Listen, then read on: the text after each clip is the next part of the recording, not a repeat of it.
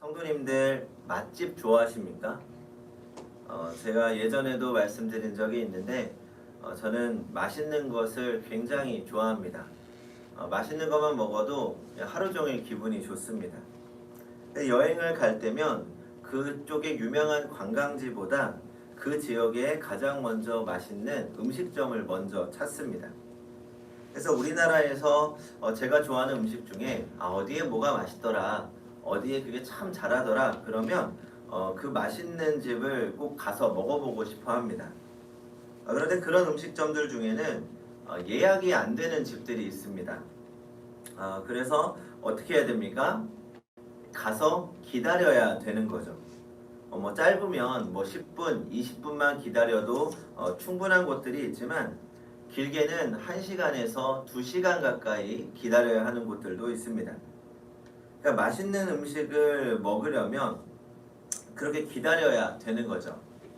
그러면 성도님들은 혹시 그런 2시간 기다려서 먹을 수 있다 하면 드시겠습니까? 기다리시겠습니까? 둘로 나뉘겠죠.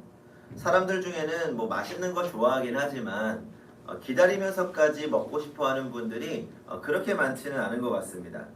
근데 저는 기다려야 된다. 1시간, 2시간 기다려야 된다 그러면 오히려 더 기대가 됩니다. 이 도대체 얼마나 맛있길래 사람들이 이렇게 오래 기다려서 줄을 서서 먹는 걸까? 그리고 기대한 마음에 기다리는 거죠. 물론 그 기다림 끝에 만족하는 식사가 있지만 실망하는 식사도 있습니다. 만약 2시간이나 기다렸는데 내가 기대했던 것만큼 맛있지 않으면 정말 화가 납니다. 또 반대로 기대만큼 맛있거나 기대 이상으로 맛있는 것이 있습니다. 그러면 그 2시간의 기다림이 오히려 기분이 좋아집니다. 야, 내가 기다려서 먹은 만큼 의미가 있구나. 와볼만 하구나. 이 고생한 만큼의 결과를 누리기 때문이죠. 사실 맛있는 음식을 먹기 위해서 기다리느냐 기다리지 않느냐 이런 건 중요한 게 아닙니다. 개인의 취향 차이입니다. 먹는 게 중요하면 기다릴 수 있고 시간이 아까우면 기다리지 않을 수 있습니다. 하지만 우리가 살면서 끝까지 포기하지 않고 기다려야 할 것이 있습니다. 무엇입니까? 주님의 다시 오심. 주님이 다시 오셔서 우리가 누릴 수 있는 그 기쁨, 이것은 우리가 기다리느냐 기다리지 말아야 하느냐의 문제가 아닙니다. 주님의 다시 오심은 기다리지 않는다고 해서 오지 않는 것이 아닙니다. 주님께서 이 땅에 다시 오시는 것을 우리가 기대하든 기대하지 않든 기다리든 기다리지 않든 언젠가 그때는 반드시 오게 될 것입니다. 그리고 주님의 재림이 어떤 사람에게는 기쁨과 환희의 순간이 되기도 하지만 어떤 사람에게는 절망과 고통의 순간이 될 것입니다. 그날을 기대하며 준비한 사람에게는 기쁨의 날이 되고 준비하지 않은 사람에게는 절망과 고통의 날이 될 것입니다. 뿐만 아니라 주님께서 이 땅에 오실 때가 있다는 것을 알고 있는 사람과 그때를 알지 못하거나 무시하며 사는 사람은 오늘의 삶에서도 엄청난 차이가 있습니다. 심판의 때를 알고 사는 사람은 오늘을 결코 헛되이 살아갈 수 없기 때문이죠. 내일 내게 심판이 주어질 것을 아는데 어떻게 오늘을 헛되게 살아갈 수 있겠습니까? 오늘 본문은 데살로니가 교회를 향한 사도 바울의 기도문입니다. 데살로니가 교회는 사도 바울이 제2차 전도 여행 때 세운 교회입니다. 그런데 나중에 디모데를 통해서 데살로니가 교회의 상황을 들은 사도 바울은 굉장히 마음이 아팠습니다. 크게 2가지 이유 때문이었습니다. 첫 번째는 당시 대부분의 교회가 그랬던 것처럼 유대인들로부터 많은 핍박을 받고 있었기 때문입니다. 물론 데살로니가 교회는 그 핍박을 잘 견디고 있었지만 데살로니가 교회를 세운 사도 바울은 이 아버지와 같은 심정으로 핍박을 견디며 어려움을 견디며 신앙생활을 하는 이 데살로니가 교회를 생각할 때 마음이 아팠던 것입니다. 그래서 그들을 위로해주고 싶었습니다. 두 번째로 사도 바울의 마음을 아프게 했던 것은 그들 가운데 잘못된 신앙생활을 하는 사람들이 있었기 때문입니다. 바울이 이 편지를 쓸 때는 예수님이 승천하신 지 약 20년쯤 지났을 때입니다. 그러니까 20년 전 데살로니가 교회가 세워졌을 때 재림신앙이 굉장히 강한 교회였습니다. 그들이 살아있을 동안 예수님께서 곧 오실 것이다 라는 기대감과 신앙이 있었기 때문입니다. 근데 20년이 지나면서 예수님의 승천을 목격했던 사람들이 하나 둘씩 세상을 떠나기 시작합니다. 그러면서 교인들 사이에는 정말 예수님이 다시 오시는 건 맞는 건가 하는 의심이 생기기 시작합니다. 그러면서 일부에서는 예수님이 재림하지 않으실 것 같다 라고 생각하는 사람들도 생겨난 거죠. 그런 사람들을 향해서 바울은 예수님은 분명히 다시 오신다 라고 선언합니다. 또 일부에서는 잘못된 재림신앙이 나타났습니다. 그러니까 무엇인가 하면 이제 곧 예수님께서 다시 오실 텐데 우리가 이래서 뭐하냐, 우리가 열심히 살아서 뭐하냐 라는 생각으로 일하지 않았고, 일하지 않고 시간이 많으니까 그냥 그 남는 시간에 이 집 저 집 돌아다니면서 그러니까 문제만 일으켰던 겁니다. 그러니까 사도 바울은 데살로니가 교회를 생각하면 어떤 마음이었겠습니까? 한편으로는 핍박을 잘 견디는 모습이 대견하기도 하지만 다른 한편으로는 잘못된 신앙생활로 교회를 혼란스럽게 하는 사람들 때문에 마음이 아팠습니다. 그래서 데살로니가 교회를 조속히 방문하고 싶었습니다. 하지만 그 길이 쉽게 열리지 않은 거죠. 그래서 바울은 힘겹게 신앙생활을 하는 교인들을 위로하고 또 잘못된 신앙으로 사는 사람들을 바르게 인도하고 싶은 마음에 편지를 써냅니다. 그게 데살로니가 전서입니다. 특별히 오늘 본문은 사도 바울이 데살로니가 교회 교인들을 위해서 기도하고 있는 내용입니다. 먼저 데살로니가 교회에 가고 싶다는 이 강한 열망의 기도를 합니다. 10절과 11절을 같이 한번 읽어보겠습니다.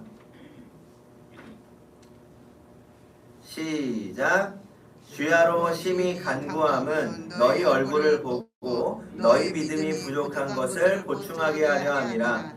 하나님 우리 아버지와 우리 주 예수는 우리 길을 너희에게로 갈 수 있게 하시오며. 바울이 데살로니가 교회에 가고 싶은 마음이 참 잘 드러납니다. 주야로 심히 간구했다라고 하죠.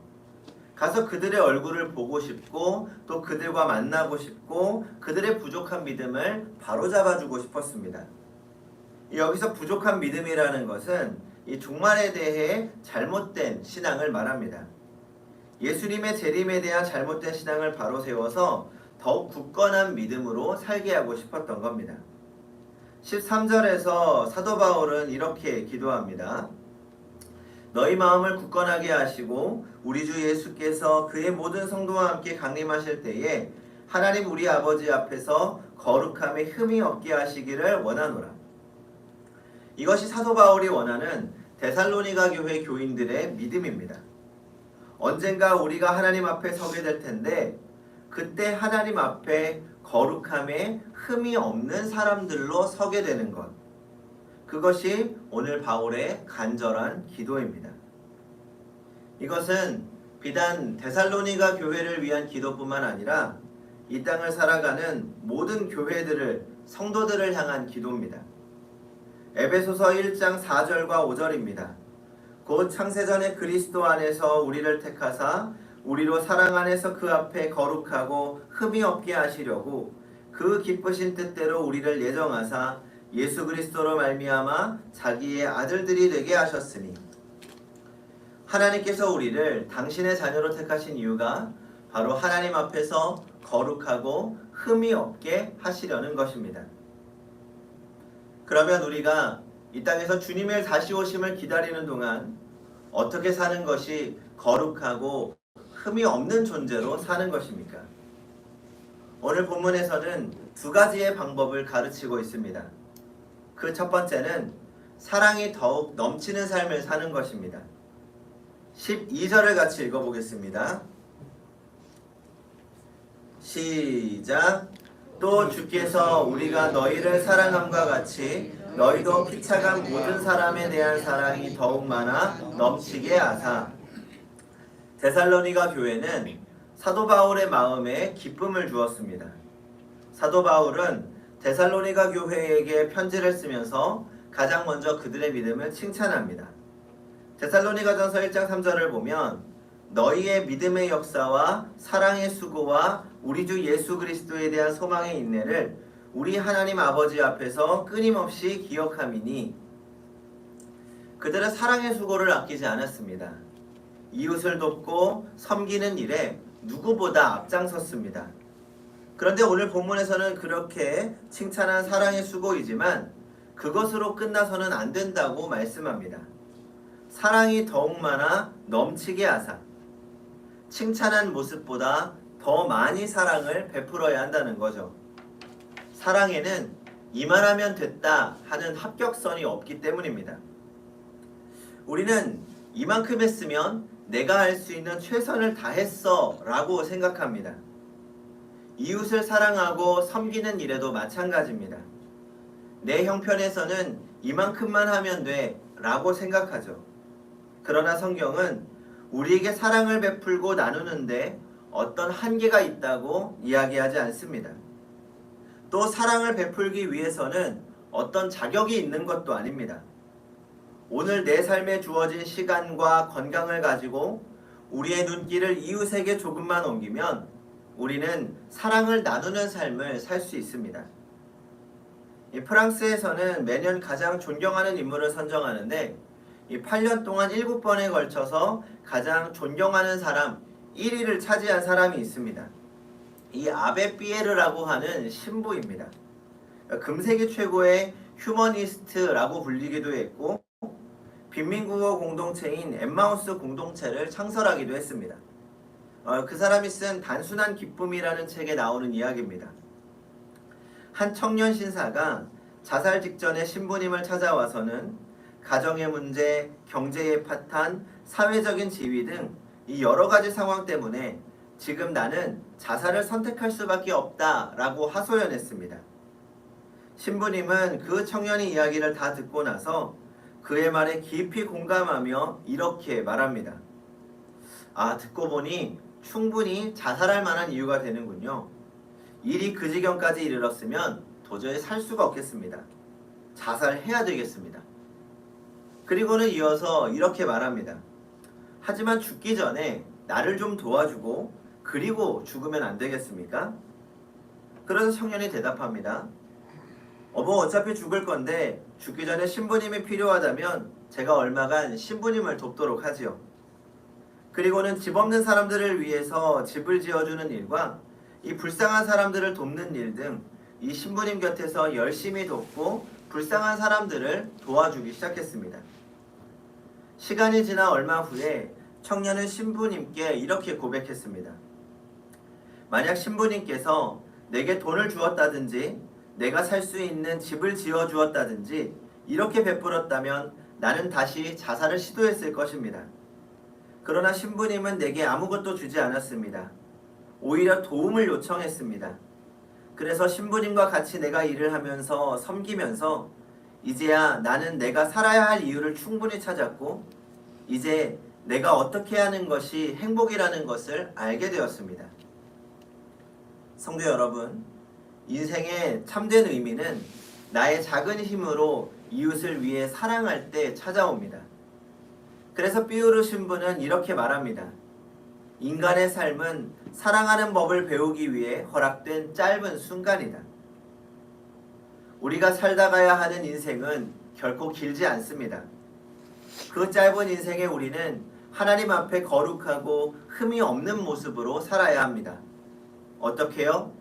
사랑하며 사는 것입니다. 작은 사랑을 나누는 것입니다. 그것이 우리가 성장하는 일입니다. 에베소서 4장 15절에서 이렇게 말씀합니다. 오직 사랑 안에서 참된 것을 하여 범사에게 그에게까지 자랄지라.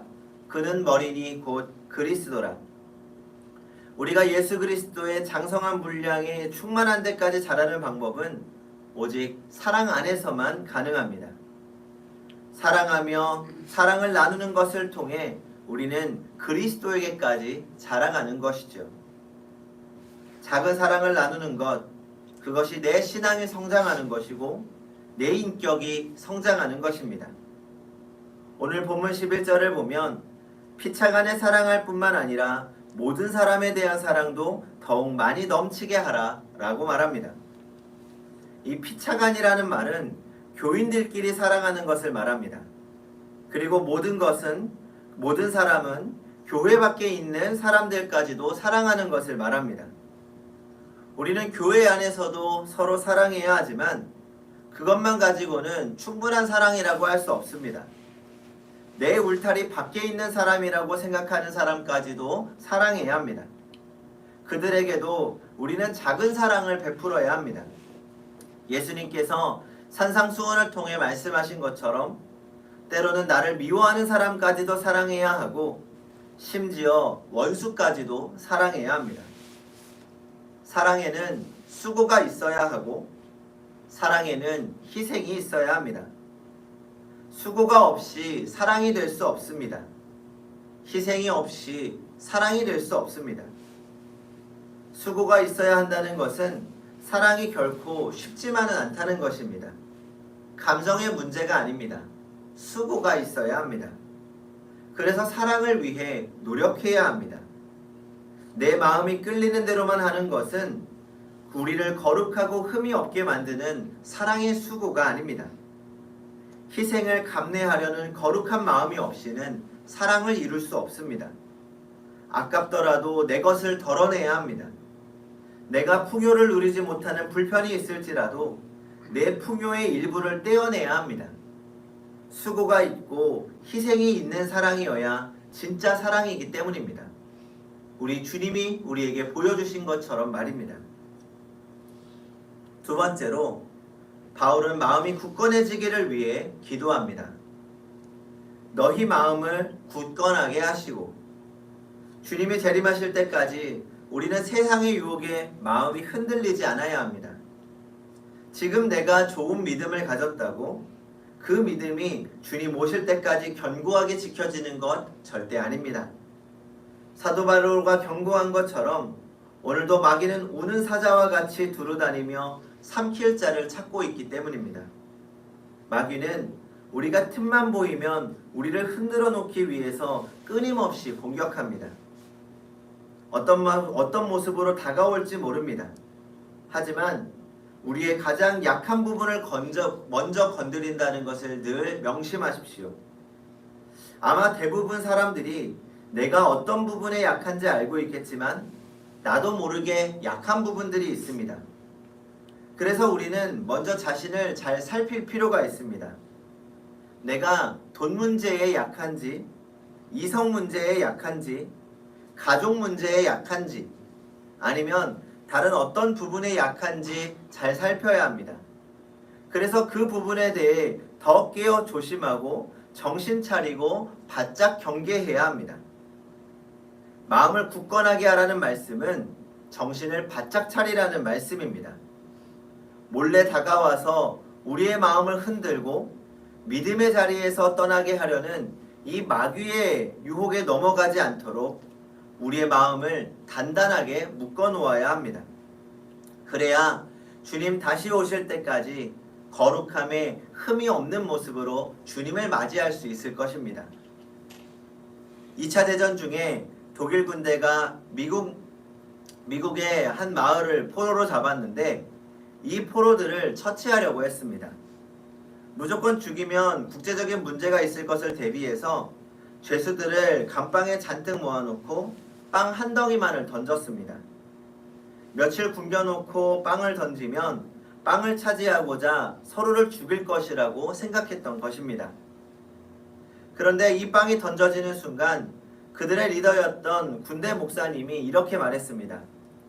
여러분, 이것은 적들의 간교한 속임수입니다. 이것을 우리가 뜯어먹다가 서로를 죽이려는 모습을 보고 싶어 하는 것입니다. 속지 마십시오.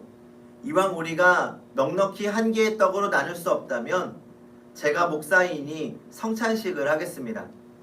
이때까지 우리를 살려주신 그분의 은혜에 감사합시다. 그러자 분위기는 숙연해졌고 성찬식이 진행되었습니다. 찬양이 드려지고 기도를 했습니다. 빵을 조금씩 떼며 그들은 그들을 위해 십자가에서 죽으신 그리스도의 희생을 기념했습니다. 그리고 작은 한 조각의 빵에서 감격과 감사를 나누며 하나님 앞에 찬양을 올렸습니다. 얼마 후 독일 군대가 그들이 죽은 줄 알고 문을 열어보니 죄수들의 얼굴이 빛나며 찬양하고 있었습니다. 결국 간수들조차 감방 안에 가득했던 하나님의 영광과 임재를 보고 예수님을 영접했다고 합니다. 전 오늘을 사는 그리스도인들이 세상 가운데 보여줘야 할 모습이라고 생각합니다. 그리고 주님이 다시 오셨을 때 보여드리고 싶은 모습이기도 합니다. 혼란하고 서로가 살아남기 위해 싸우는 세상에서 사랑 가운데 승리하는 모습 말입니다. 성도 여러분, 주님은 반드시 오십니다. 주님이 다시 오셨을 때 우리가 보여드릴 수 있는 모습은 무엇이겠습니까? 주님이 다시 오지 않으실 것처럼 사는 것이 아니라 오늘 주님이 오실 것이라는 믿음으로 기대함으로 기다리며 살아야 하지 않을까요? 빵 한 조각을 위해서 아웅다웅하며 서로를 물어뜯고 다투는 모습이 아니라 서로를 내 몸같이 사랑하며 자신을 내어줄 수 있는 삶, 내 본능이 시키는 대로 정욕을 쏟아내며 사는 것이 아니라 절제하며 거룩한 삶을 사는 삶이 우리의 삶이 되기를 바랍니다. 그렇게 주님의 다시 오심을 준비하며 하나님 앞에 거룩하고 흠이 없는 모습으로 살아가는 성도님들이 되시기 바랍니다. 기도하겠습니다.